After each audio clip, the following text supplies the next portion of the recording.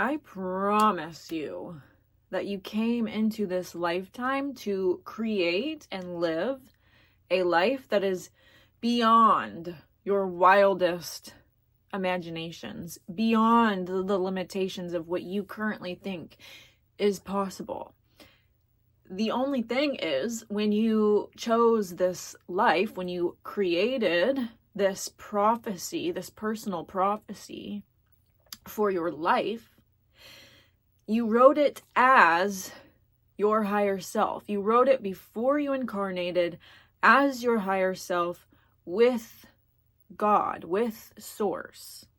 And so as you live this life, you must learn to live as your higher self in order to fulfill this personal prophecy that you wrote with God. And the thing about that is, when you incarnated and actually came into physical form, it became so dense and the external world seemed so real that you forgot why you came here. You forgot the prophecy that you wrote. And it's not lost forever. You just spent a while existing and living as your ego. But now that you've remembered a part of who you are and why you came here, which I promise if you clicked on this video, you have remembered, you must understand that in order to fully embody and become your higher self, you can no longer play the role of victim to your life. Your higher self understands its sovereign divinity as a co-creator of reality. And so if you are still trapped in belief systems and paradigms that cause you to play the role of a victim to your life, you are not embodying your higher self. You are still in your ego.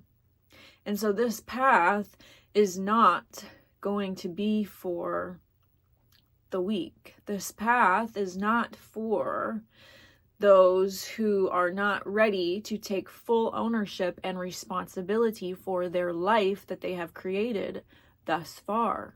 Our higher self understands that it has, in fact, co-created everything that's it's experiencing.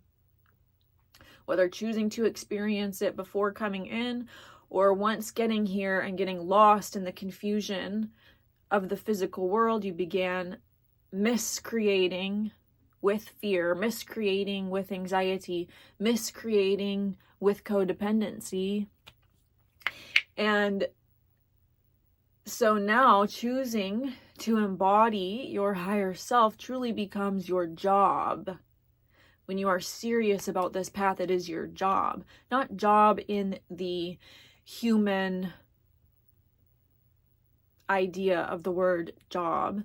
It is not a job that you show up for, but you don't really like it and you hate it and it's not fulfilling you. This is a job that your soul chose to come here and have. And when you choose to embody your higher self, it becomes your job to embody your higher self. It becomes your job to choose your higher self every morning. Even if you don't always feel like your higher self, choosing to pray, meditate, dance, sing, paint, create, do something for yourself in the morning that brings you into alignment with the flow state, with your higher self. And then from that space, being humble enough to ask, how can I be of service today? Show me how I can be of service today. And sometimes this looks like taking a hot bath. Sometimes this looks like journaling. Sometimes this looks like going for a walk or making a YouTube video or creating a program or whatever it looks like. It's different every day. And the issue that we have with embodying our higher self is that when we begin to receive guidance on how to embody our higher selves, our ego pushes back against it because it's very uncomfortable. It's very uncomfortable for our ego to begin stepping into the role of our higher self. And so I guarantee you there's something that you know you need to do. There's something that deep inside you know you need to do it, but your ego is resisting it because it's going to feel uncomfortable.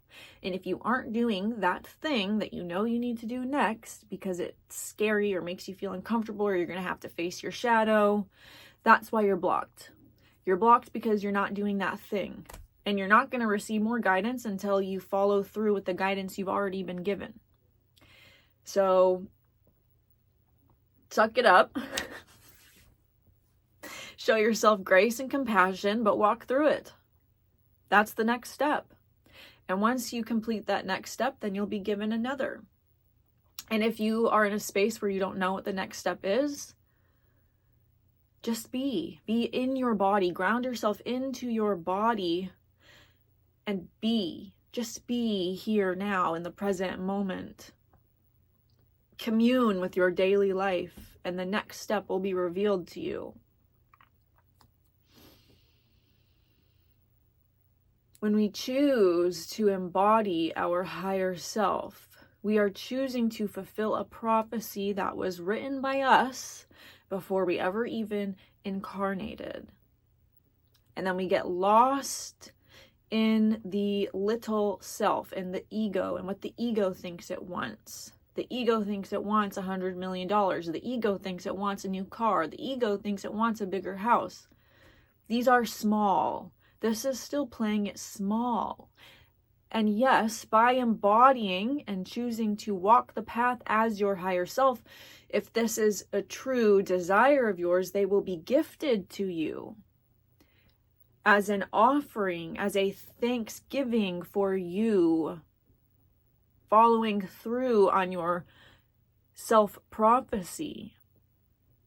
You will be given all that you need in order to follow through on your individual self-made prophecy.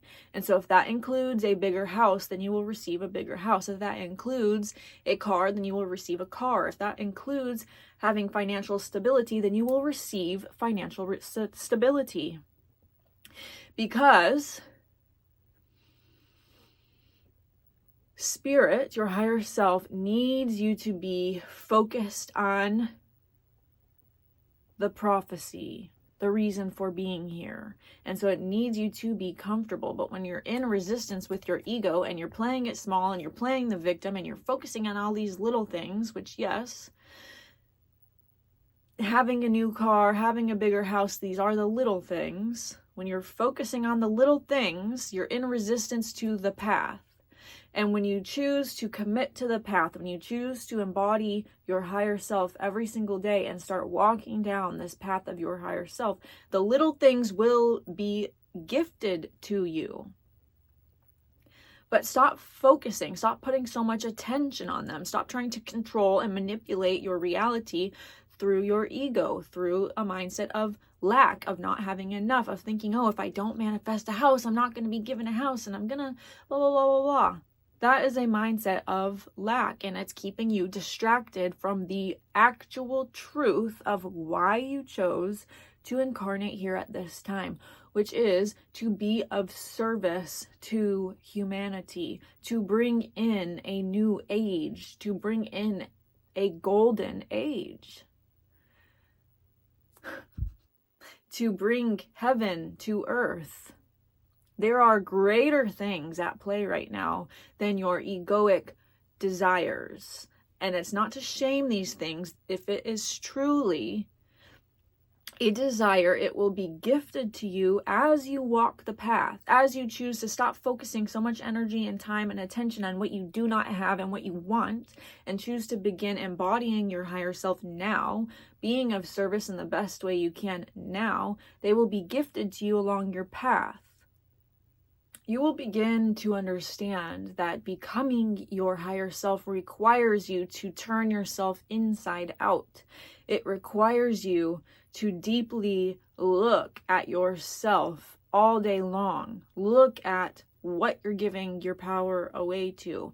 Look at where you're stepping out of your sovereignty. Look at where you're playing it small. Look at where you could be doing better. Looking at all of the things that are uncomfortable to look at becomes the norm, becomes your everyday life.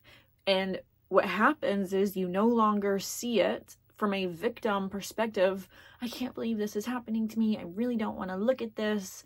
Blah, blah, blah. All the victim things we tell ourselves. And it actually turns into a gift, because you understand on the other side of whatever it is you're bumping up against is more God. On the other side of whatever it is you're feeling resistance to is more God, is more of you, is more of fully embodying your higher self. So anytime that you're going inwards and you're painfully turning yourself inside out and looking at what's inside, view it as a gift, because it is offering you the chance to embody more of your truth, which is spiritual sovereignty, which is divinity, which is your inherent royalty. We were each created in the exact image of God, in the image of source consciousness. We were created as creator beings. And your higher self understands this. It is your limited, small, egoic self that is in resistance to this. Look at the parts within yourself where you're playing victim. Look at the parts within yourself when you are in resistance to your spiritual sovereignty, where you are in resistance to accepting that you are, in fact, the creator of your reality. Where are you in resistance to that? Where are you playing it small? Where are you playing the victim? Look at that. Bring that to the light. There's nothing to feel guilty or shame yourself about. It's just a matter of looking at it and bringing it to the light, which then dissolves it. And then you just step into more of your sovereignty, more of your divinity, more of who you came here to be. And I promise you, when you learn to do this, magic is going to happen all around you. Miracles are going to happen all around you. You are the magic. You are the miracle. Burp for confirmation. But when you find yourself playing it small, you're separating yourself from the magic. You're separating yourself from the miracle. And so then you go outside of yourself to try and find something miraculous. You look outside of yourself to try and find something that's going to fix you or change you or save you. And you're denying your own ability to gift this to yourself. Nothing and no one is coming to save you or fix you or change you.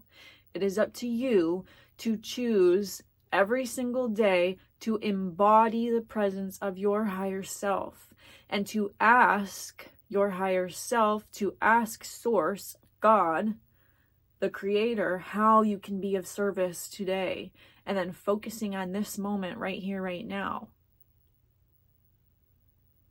It's up to you. It's up to you. It has always been you. It has always been within you. You have always held the answers. You have always had access to heaven on earth. It has always been you. Okay? I love you. I believe in you. And I see you as the divine co-creator of this reality that you are.